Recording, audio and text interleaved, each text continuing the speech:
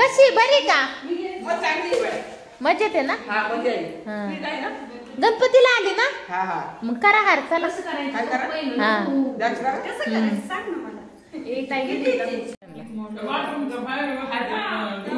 मोठे असं कर मोठे मोठे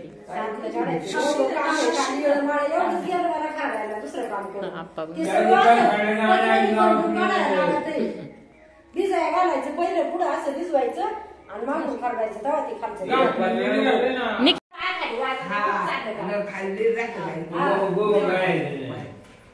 गणपतीला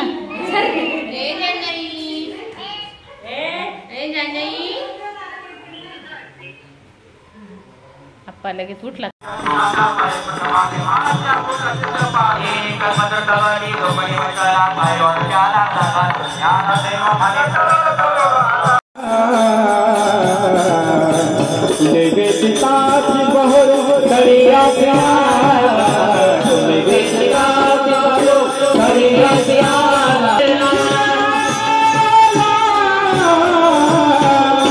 ज्ञानेश्वर माऊली ज्ञानराज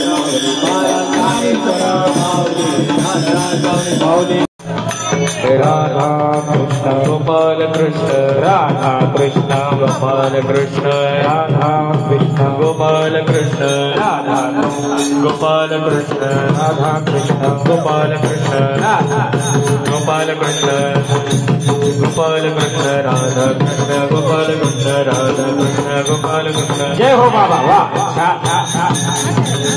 वाह वाह वाह वाह. कुंडलिकावर विठ्ठल श्री ज्ञानदेव तुकाराम पंढरीनाथ भगवान की जय. आता हळदीचा कार्यक्रम असल्यामुळं फुगड्या बंद.